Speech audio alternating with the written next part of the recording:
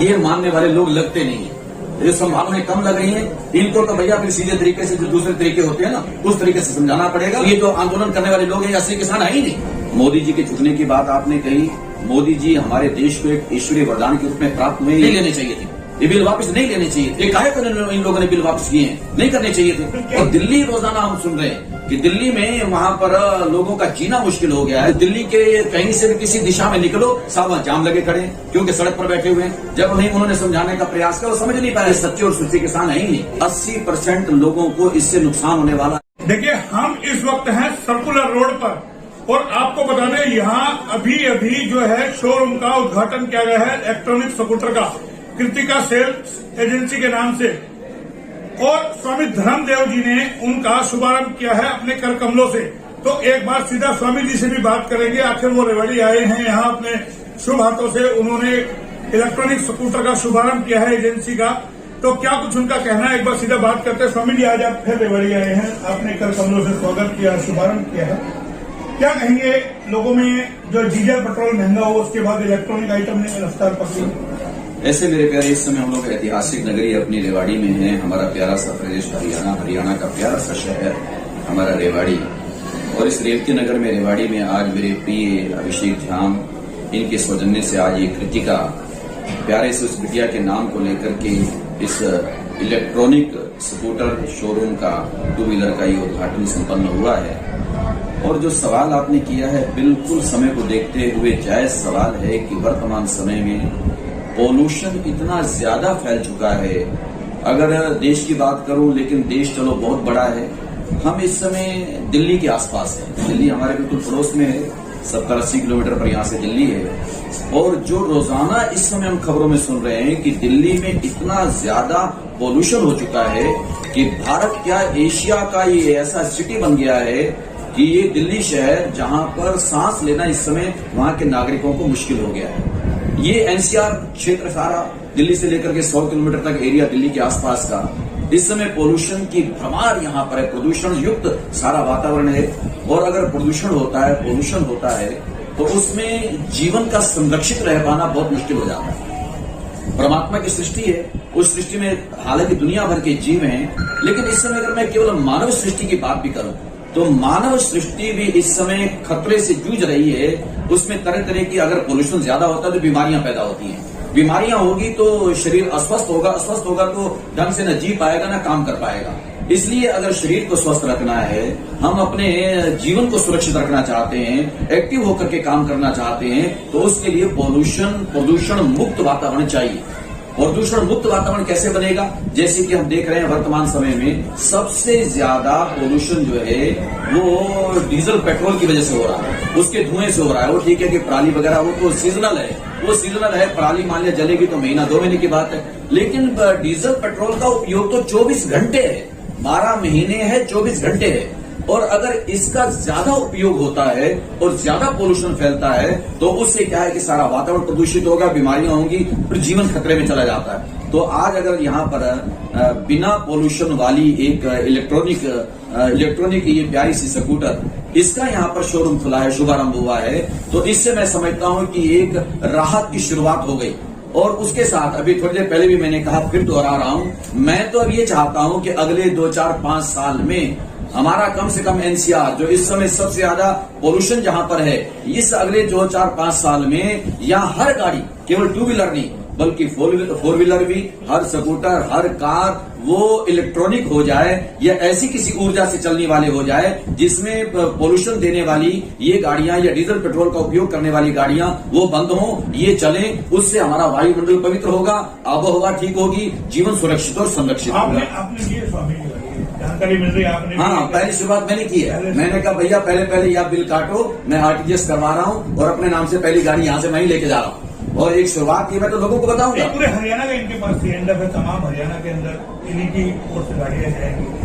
नहीं तो लगता है रेवाड़ी का एक बड़ा कहना एक शुरुआत मैंने कहा बहुत अच्छी हो रही है। रेवाड़ी एक केंद्र बन जाए, रेवाड़ी एक शुरुआत का एक माध्यम बन जाए, और इसके बाद पूरे हरियाणा में, और हरियाणा के बाद मैं तो कहता हूँ पूरे देश में, लेकिन इस समय हरियाणा की बात भी करूंगा, लेकिन सबसे ज्यादा मैं एनसीआर की बात कर रहा हूँ। कि एनसीआर की इसलिए कि दिल्ली रोजाना हम सुन रहे हैं कि दिल्ली में वहां पर लोगों का जीना मुश्किल हो गया है, और दिल्ली का मतलब हम दिल्ली के पड़ोस में हैं, तो एनसीआर में सबसे ज्यादा बिना डीजल पेट्रोल की गाड़ियों का संचालन होना चाहिए, और उसके बाद पूरा हरियाणा है, हरियाणा के बाद पूरा हमारा देश है, और हम तो पूरी दुनिया का भला चाहने वाले लोग हैं मेरे प्यारे। हम भारत के वो लोग हैं जहां पर अहम निजे परोवेती गणना लघु चेतसाम उदार कविता नाम तो वसुदेव कुटुंबकम। हम मेरे प्राय से ऊपर उठ करके पूरे विश्व का भला चाहने वाले लोग हैं। हम चाहते हैं कि पूरे विश्व में, सारी दुनिया में अगर 750 करोड़ लोग पूरी दुनिया में हैं, मानव सृष्टि की अगर बात करूं, सारे ठीक ठाक रहें, स्वस्थ रहें, और कोई भी व्यक्ति ऐसा ना हो, कोई भी क्षेत्र ऐसा ना हो जहां लोगों को प्रदूषण के अंदर रहकर के जीवन को जीना की जो त्रासदी है इसको किस तरीके से देखते हैं? ऐसे मेरे प्यारे वो एक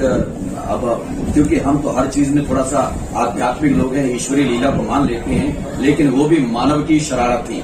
ये मानव जो है, हालांकि सबसे ज्यादा उपयोगी भी ये मानव है, और सबसे ज्यादा खतरनाक भी अगर कोई है तो मानव है। अगर वहां से क्या नाम है आपके चीन से चलता है, वहां से चलता है कोरोना का वायरस, और वो वायरस पूरी दुनिया में सारी मानव सृष्टि को आच्छादित कर देता है, उसको संक्रमित कर देता है, और आज रुकने तक नहीं आ रहा हो। ठीक है, भारत में भगवान की चलो कृपा कुछ हो गई है, लेकिन भारत के अलावा भैया पूरी मानव सृष्टि की हम चिंता करते हैं। अब वेरिएंट जो है उसका तीसरा चौथा जो आ रहा है, कल मैं सुन रहा था कि चाहे वो उधर यूरोप के देश हैं, वो उनमें इतना चिंता का विषय हो गया है, वहां अफ्रीका से फिर ये शुरुआत हो गई है, तो यानी एक बहुत बड़ा चिंता का विषय है। पर भगवान कृपा करें, इस समय भारत में एक भी नया वेरिएंट वो नहीं है जो अब नया आ रहा है, वो नहीं है। तो हम चाहते हैं कि पूरी दुनिया में कहीं ना हो, इससे राहत मिले, निजात मिले, लेकिन हर मानव को चाहिए, दुनिया के देश का कहीं का रहने वाला हो, उसको ये चाहिए कि भैया जीवन का संचालन करना है तो मानव जीवन के संरक्षण के बारे में भी अवश्य सोचो। ये नहीं कि हम ये सोचें कि मैं तो भाई ठीक रहूं और दूसरे जाए भाड़ में, ऐसा किसी को नहीं सोचना चाहिए। दुनिया के किसी देश का कोई भी शासनाध्यक्ष, राष्ट्राध्यक्ष क्यों ना हो, मैं तो ये मेरा इशारा चीन की तरफ भी है कि वहां से तुमने ऐसी गंदी शुरुआत की, आज पूरी मानव सृष्टि, सारी दुनिया आज चिंता में हो गई है, चिंतित हो गई है, यानी खतरे में आ गया उनका जीवन। तो इस तरह से ये कोरोना आया और उसने पूरी तरह से एक महामारी का रूप धारण करके एक त्रासदी ऐसी फैला दी दुनिया में कि आज 1.5 साल से ऊपर 2 साल होने को आ गए हैं। और अब आकर के भगवान हमसे, परमात्मा से भी प्रार्थना करते हैं, और परमात्मा के बने मानव से भी खास तौर पर कहते हैं कि भैया सावधान होकर के जीवन को जियो, कमाओ, खाओ, बच्चों को पालो, लेकिन दूसरों का भी ध्यान इनको रखना चाहिए। दूसरों का भी ध्यान रखें। एचआर न्यूज पे लगातार आप स्वामी जी को देखते रहे, पहले भी हमने बात की है, लेकिन इस वक्त एक और ज्वलंत मुद्दा है, उस पर भी हम बात करेंगे।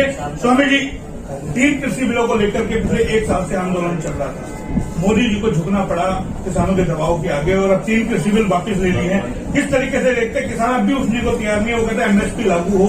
आपसे पहले भी इस विषय पे मेरी बात हुई, किस तरीके से देखते हैं? भैया देखो, मैं बड़ी करुणा के साथ कहना चाहता हूँ, मोदी जी के झुकने की बात आपने कही, मोदी जी हमारे देश को एक ईश्वरीय वरदान के रूप में प्राप्त हुए। ये हर भारतवासी को समझना चाहिए, और खूबियां अब भी हैं, खूबियां इसकी अब भी हैं। अब भी आप देखना कि 80% लोगों को इससे नुकसान होने वाला है जो बिल वापस लिए गए हैं। हालांकि मेरे से अगर कोई पूछता, मैं तो कहता हूं नहीं लेने चाहिए थे, ये बिल वापस नहीं लेने चाहिए थे। और ये जो आंदोलन करने वाले लोग हैं, ये असली किसान है ही नहीं। ये काहे को इन लोगों ने बिल वापस किए हैं? नहीं करने चाहिए थे। क्या लगता है, जो 5 राज्यों के चुनाव उसको देखते हुए? नहीं, अब देखो वो राजनीतिक विषय हो सकता है, मेरा वो विषय नहीं है, लेकिन मेरा केवल मानव सृष्टि को लेकर के हो सकता है, इंसान के उत्थान और कल्याण को लेकर के हो सकता है। ये पूरे भारत के लिए मैं समझता हूँ, भारतवर्ष का जो किसान है उसके लिए 80% जो छोटा किसान है उसके लिए नुकसान है ये, कि अगर इन बिलों को पूरी तरह से वापस कर लिया गया है। लेकिन कर लिया गया है, अब करना पड़ा उनको, लेकिन अब रास्ते जाम है। उन्होंने भी देखा, मोदी जी ने भी देखा, भैया अगर समझाने का प्रयास किया, 11-12 बार मीटिंग होना ये कोई छोटी बात नहीं है, लेकिन अगलों को फिर भी बात समझ नहीं आ रही। केवल एक ही बात पे अड़े हुए हैं, एक ही बात पे जिद है। वार्तालाप होता है, बात होती है, बात के बाद कोई समस्या होती है, समस्या का समाधान होता है। मोदी जी की बात को पूरा देश सुनता है, खुद मोदी जी कहते हैं हम समझा नहीं पाए चंद किसानों को। तो वही है ना, तो क्या लगता है वो उनकी उदारता है। वो कहते समझा नहीं पाए, मैं कहता हूँ नहीं, उन्होंने समझाने का प्रयास किया, वो समझ नहीं पाए अगले। ये उनकी उदारता है कि वो कहते हैं हम समझा नहीं पाए। नहीं, वो समझाने के लिए अभी किसान तो मान रहे हैं, किसान कहते हैं, राकेश टिकैत कहते हैं हमें उनके प्रधानमंत्री की बातों पे इसी से समझ लेना, इसी से समझ लेना चाहिए कि ये सच्चे और सुच्चे किसान है ही नहीं।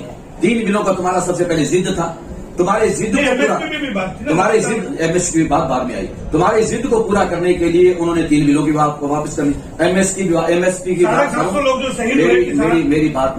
मेरी एमएसपी की बात अगर करूं, आज अगर वो भी मान लेंगे ना, उसके बाद नई इनकी डिमांड बढ़ा जाएगी। जिस तरीके से जो इनके हालात लग रहे हैं ये पूरी तरह से पॉलिटिकल है, राजनीतिक है, दूसरों से प्रेरित है, बाहर से पैसा मिल रहा है, मोह से बैठे हैं, खा रहे हैं और फिर अब बेकार से सरकारों को फंडिंग कर रहे हैं। उनको कुछ जानकारी आपके पास है? लोग करने वाले सारी दुनिया जानती है कौन से घर से पैसे लेके आ रहे हैं। वहां जो लंगर चल रहे हैं, ये किसान लोग, सच्चा किसान सुच्चा किसान खेत में काम कर रहा है, वो इसमें कोई योगदान भी अपना नहीं दे रहा है। ये तो केवल पॉलिटिक्स करने वाले लोग, वो अपने किसी तरह से भी पैसा भी अर्जित हो रहा है, इकट्ठा हो रहा है, उसको लगाया जा रहा है और इस तरह से सरकार को काम करने वाली से परेशान किया जा रहा है। और कोई बात नहीं, और केवल सरकार को नहीं है, जनता परेशान है। मैं तो खुद जाता हूं, हम तो एनसीआर में रहते हैं, मतलब दिल्ली के कहीं से भी किसी दिशा में निकलो, सब वहां जाम लगे खड़े हैं क्योंकि सड़क पर बैठे हुए हैं। जबकि हमारे सुप्रीम कोर्ट ने कहा हुआ था कि राजमार्ग को कोई बंद नहीं कर सकता। मैं तो सुप्रीम कोर्ट से भी आग्रह करना चाहता हूं कि आपको दखल देना चाहिए था इसके अंदर, कि आपका एक कानून है कि राजमार्ग को कोई बंद नहीं कर सकता।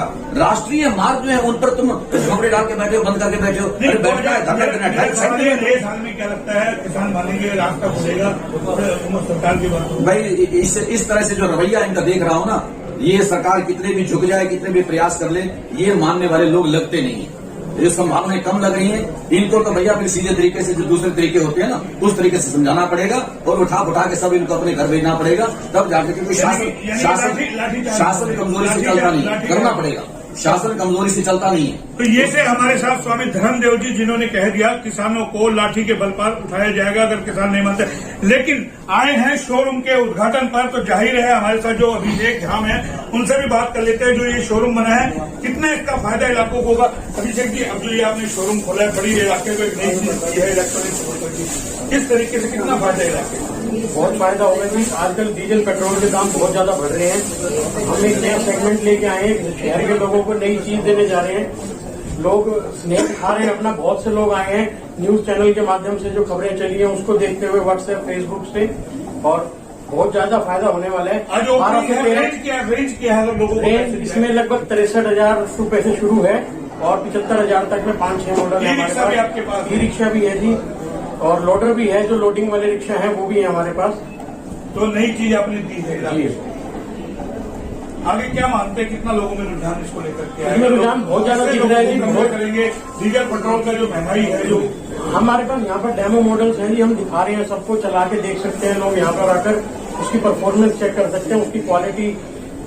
250 किलो वेट कैपेसिटी है, 250 किलो तक की सवारियां उस पर बैठ के कहीं भी घूम सकती हैं। उसमें एक इमरजेंसी बटन दिया हुआ है कि अगर कहीं बैटरी खराब हो जाए, बंद हो जाए स्कूटर, तो आप वो इमरजेंसी बटन दबाकर 10 की स्पीड पर आप 7-8 किलोमीटर तक अपने घर तक, अपने गंतव्य तक पहुंच सकते हैं। तो पूरी हरियाणा की डीलरशिप? पूरे हरियाणा की डीलरशिप है जी। हमारा टारगेट है कि हम इसमें लगभग 200 सब वैन और वैन बनाएंगे।